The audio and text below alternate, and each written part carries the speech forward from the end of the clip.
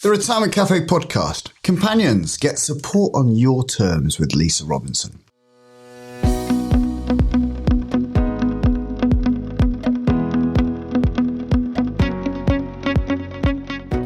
Hello and welcome to another episode of the Retirement Cafe podcast with me, your host, Justin King. If you're thinking about your retirement or already retired, you're in the right place. My aim is to help you plan for and live a successful and meaningful retirement. Retirement is far more than just a financial event. It's a significant life event, a major transition, which will bring with it new challenges and opportunities. So each episode contains tips, information, and inspiration to help you feel more informed and confident about your retirement. I hope you enjoy today's episode. Hello, and welcome to this week's episode. Thanks for tuning in. This week, I would like to share with you my conversation with the founder of Companiions, Lisa Robinson.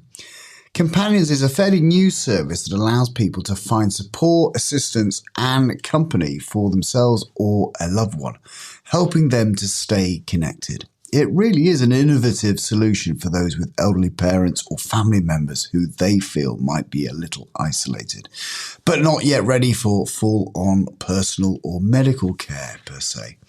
What they really need is companionship, and you will tell from our chat that I'm really convinced this is a valuable service.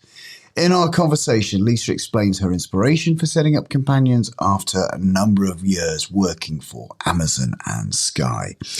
We also chat about how the service works and the kind of people who can offer companionship or maybe looking for it. This is a great listen for anyone concerned about themselves or someone they know becoming a little isolated or lonely, and indeed anyone who feels that they could offer companionship to others. It really could be a nice little part-time job. I hope you enjoy my conversation with Lisa Robinson. And thank you for the 5-star review of the podcast, Lisa. Welcome to the Retirement Cafe podcast, Lisa Robinson.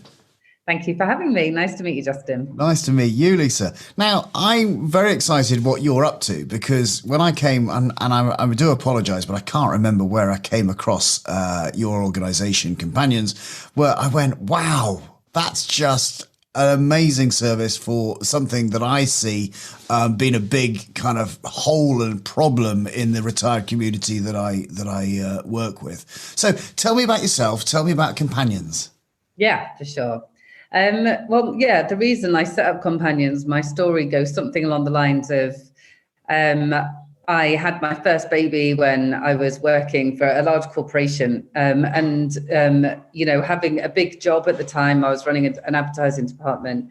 Having a big job at the time was amazing and I loved my job, but I found myself to be really sandwiched in between looking after small children and trying to look after my elderly parents as well, whilst doing a job. So you feel very pulled.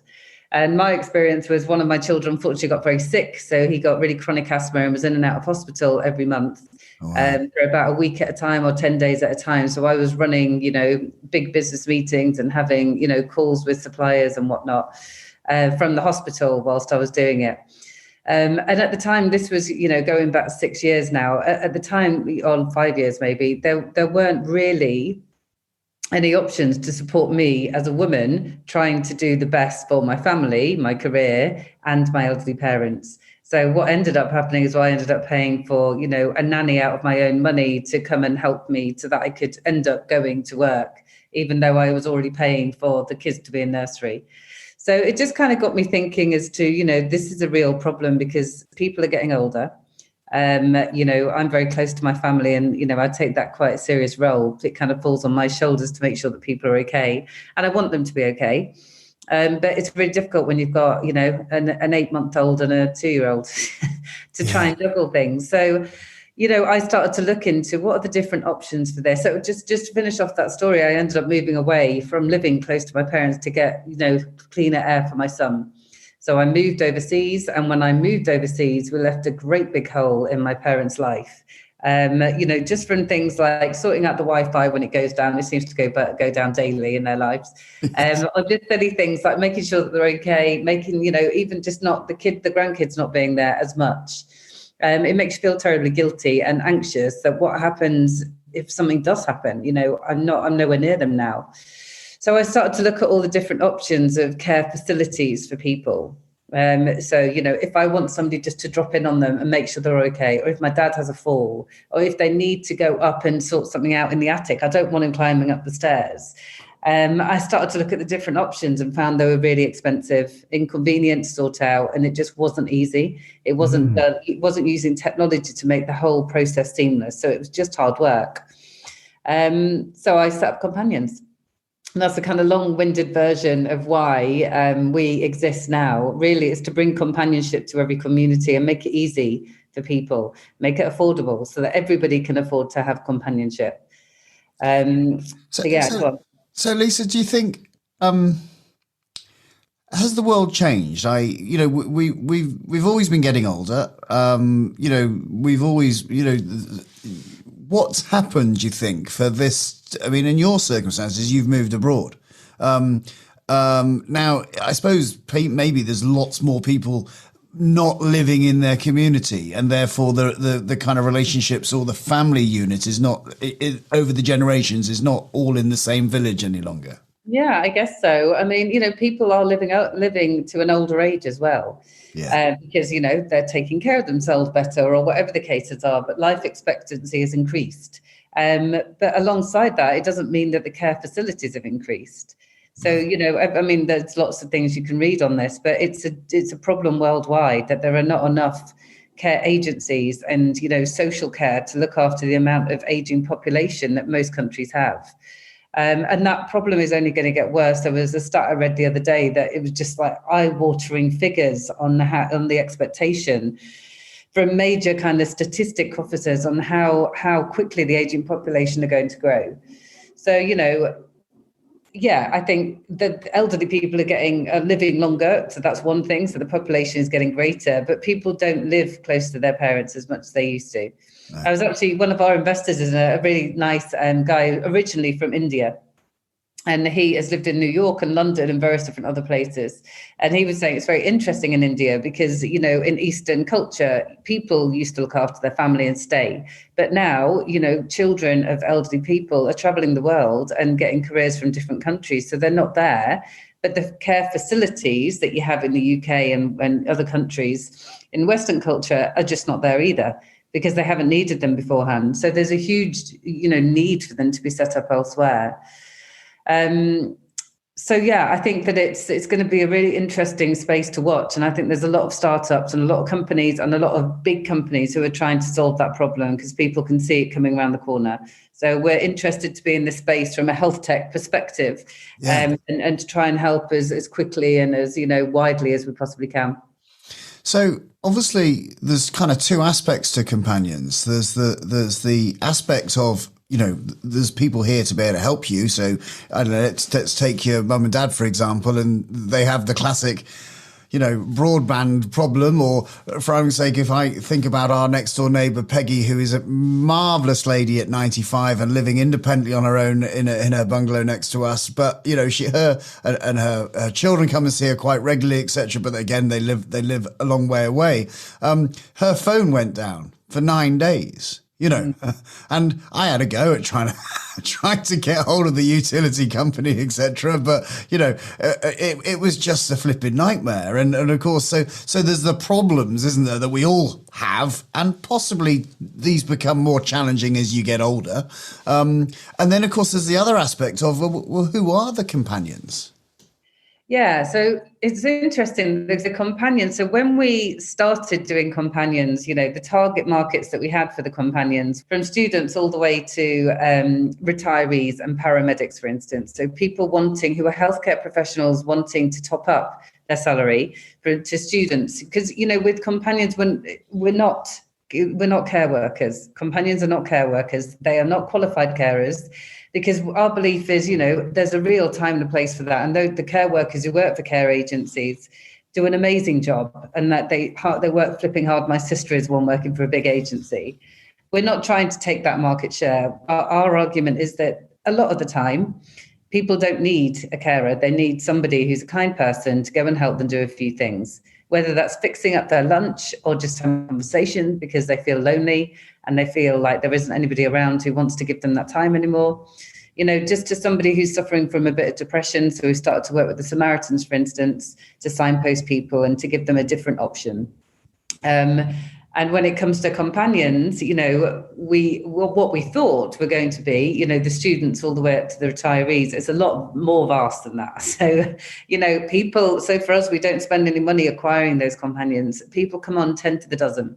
And it's amazing because people want to help. Not only do they want to help, they often get in contact and say, hello, Team Companions, how do I go around getting more visits? How do I make sure that people know that I'm available? Because I used to work for a charity. I used to work for a care agency. I've got amazing skills and I just want to be able to help people. So I think maybe COVID helped with that a little bit. Like, our trajectory is we started just as COVID happened. So it was a bit unfortunate for us that in December of 2020, we launched. And 2 weeks later, I stopped everybody doing visits because we made the business decision that it's just too risky. So we didn't let anybody take visits until August. But with Companions, it gave us an opportunity to communicate with them and find out, why are you doing this? What do you want to do? And I think because people during COVID, wanted to help and volunteer to help others, we've managed to piggyback off the back of that and move with the kindness movement of it. So, we've now got over 5,000 companions using the app on a regular basis. And they're amazing. Some of the stories that you have from them are just like, this woman, Helen, who lives in Bath, she's actually an occupational therapist. And we had this lady, Dorothy, who her husband unfortunately got very sick and had a brain tumor just before people went into lockdown. And so Dorothy became a full-time carer, left her job and became a full-time carer. And then because he was vulnerable, she couldn't go out and do anything. So I think a friend told her about Companions and she started to we connected her with Helen, and Helen went in to see Melvin, her husband, so that Dorothy could get some time away. And just go for a walk or get her hair done or do the things that you need your headspace for yourself, because she was getting a bit depressed. And the story that they have together is just amazing because Helen had a really good experience in going in and making people feel very comfortable. She also had a caring background. But, if there was an emergency, she knew what to do. So, that meant that Dorothy, the organizer, could go off and have that time and space to herself. So, there's just, and those stories, that's what gets us out of bed in the morning. The amount of people that we're helping from all walks of life. It's, Dorothy, whose husband, so, that's a couple, and Dorothy's a little bit older than our average customer.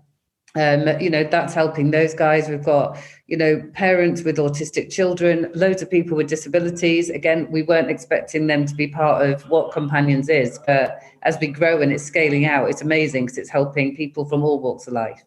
Brilliant. So it's going in a completely different direction that we thought it would do, but it's a great direction for us. So what's amazing here, Lisa, is that you've got 5,000 companions, but they've also got an opportunity, and I presume they also have the opportunity not to, but if they want to, they can get paid for this.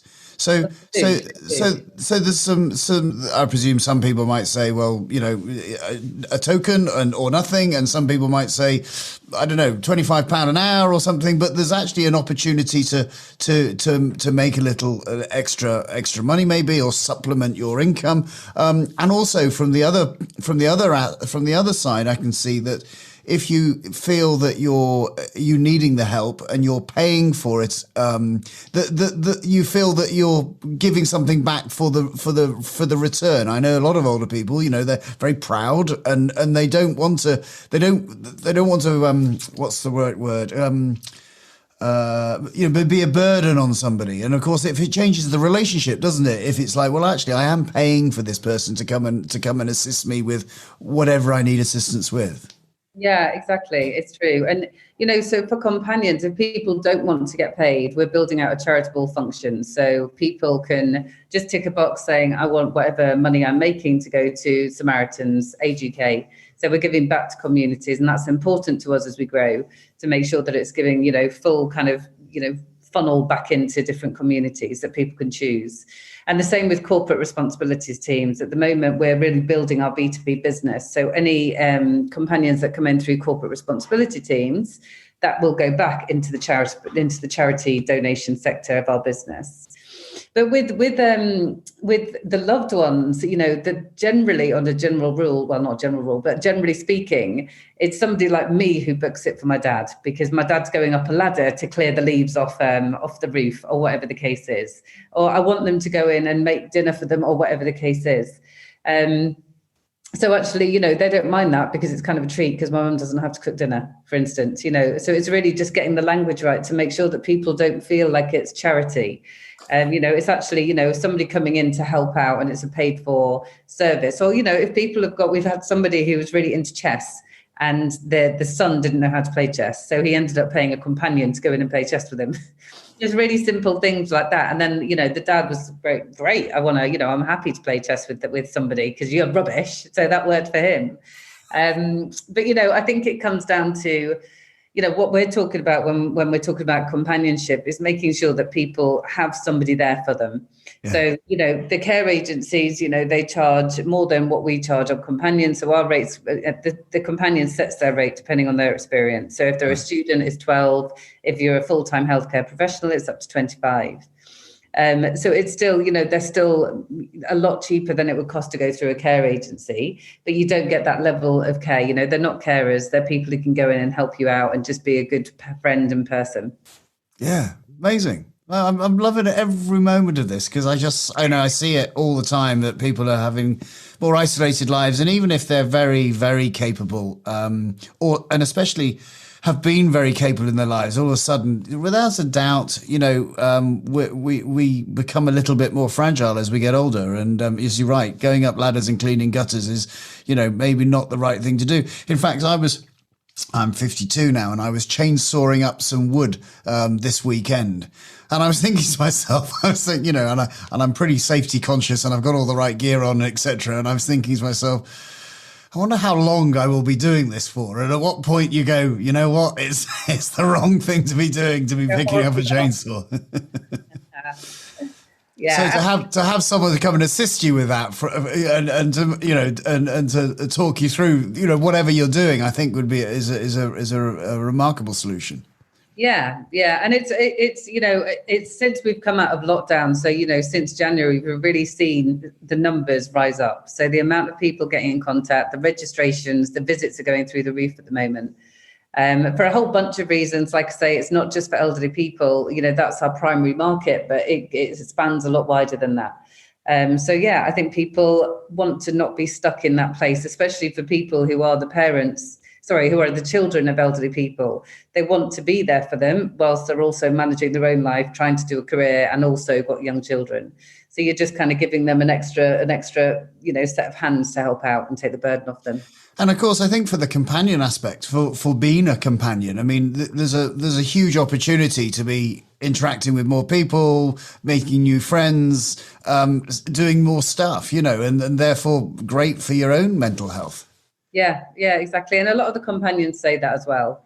They get so much out of it from a positivity perspective, because they've gone along. Some people got paid, or everybody, if they want to get paid, they get paid. If they want to keep that cash and not give it back to charity, and they've gone and helped that person, they walk out of there knowing that they've helped somebody and just had that communication. Yeah. A lot of people who go and as a companion, they end up walking out. We had this amazing guy, Rob, actually. There was this 103-year-old war veteran called George, and he used to have carers who goes in three times a day, but, they're very busy and they're just in for half an hour doing stuff and then they're gone. And George was always complaining to his son, Ashley, that he felt very lonely. Ashley found out about Companions, I can't remember where from. And he ended up booking a companion, this guy called Rob, to go and spend some time with his dad.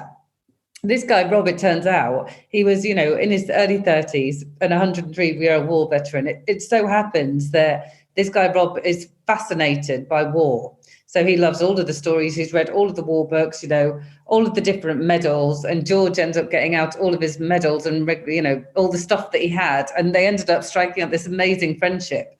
When it came to lockdown and George wasn't allowed to take visits anymore, they used to catch up on the phone because they became good friends. And I think that Rob, the companion, got loads out of that relationship. Unfortunately, George passed away. And when we told Rob, he was absolutely gutted that it had happened. And, I think for George, it just gave him that sense. My granddad used to always say this again. He was 103 when he passed away. He just felt like he didn't have anybody who cared about his stories anymore, which is heartbreaking. As his granddaughter, I used to think, God, that's awful.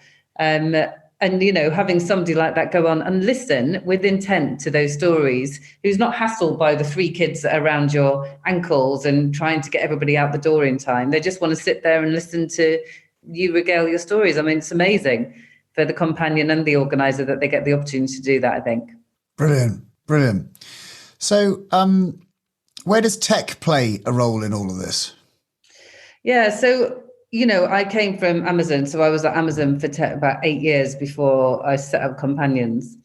So kind of from a tech company, what I found when I was looking for different options for my parents is really clunky in the way that you go through the process of setting stuff up. And I am one of those people who likes everything to be done on an app. And I want to be able to register, go all the way through a funnel and transact in a cashless way. I don't want to use cash, and I want it to be done where I'm looking at ratings and reviews. So it's very much Amazon ecosystem. And that's what, I was very lucky that when I had the idea for this, a lot of people in my network wanted to come and build it with me, and super smart brains. So we've really built technology just to make it seamless. So you can get on there, you can register within 5 minutes, you can speak to a companion, you can message back and forth, do a FaceTime like we are within the app, see if you like them, or if they're not for you, go ahead and sort the visit out and then pay seamlessly. So we're making it easy for people to be able to manage that side of their life. And the technology that we're using, it's a full stack that's easy to go, internationally at any stage. So we spent a lot of time making sure that we've got the right APIs in place to help our growth, and the right partners as well. So we partner with Jumio and Stripe and various different companies who are going to help our growth. Brilliant. So, I can only imagine that our listeners, our viewers are going to think this is brilliant, whether it's a service that they want for themselves, a service they want for their relatives, or they want to become a companion themselves. Is there a minimum kind of amount that someone might need to engage a companion for or be a companion? How many hours a week or, time involvement? Yeah, there's no commitments. I mean, some people do it full time, other people do it 2 hours a week. It's entirely up to them. Great. Doesn't matter to us, as long as, as many people can be on the platform as possible. It's up to them to control their schedules and diaries. Fantastic. With no minimums. Well, where do people find out more about Companions and the work that you're doing?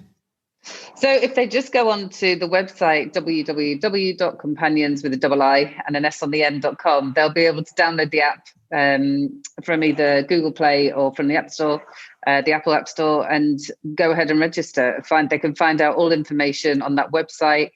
And then for businesses, so if businesses are interested in ensuring that they are managing to retain their employees because they're not stuck in the same problem that I was, that kind of wash, I should call it. There's lots of information that we can provide on Companions for Business, which is our B2B side of the business. So, giving gift vouchers so that people can make sure that, they're saying to their team members, oh, I know that you can't make it into work because your child is sick. I know you can't make it into work. British Gas are arriving, or, you're going off to spend some time with your mum, or you need somebody to go and pick her up from the hospital. Use a companion. Here's £30 towards that. So this is something that we're seeing building really quickly. So Companions for Business is also live. So if you go onto the website, you'll be able to see it all there. Brilliant. Well, thank you so much for spending time with me this morning. I'm really excited about what you're doing. I think it's really serving a social need that has been desperate to be looked at for a long time. And well done you. Oh, thank you so much. Lovely to chat with you. Thank you for having us on here. A big thank you to Lisa for sharing the story of her business. And to find the show notes with links to the Companions website and where to download the app, head over to our website, theretirementcafe.co.uk. As ever, I hope you've enjoyed this episode. If you have, please leave us a review on Apple Podcasts, as it really helps more people like you find us. And for more interviews and retirement planning videos, you may want to check out my YouTube channel, where you can search YouTube for Justin King MFP, or click the link in the show notes so you can go directly there. So until next time, I'm Justin King, helping you feel more informed in your retirement.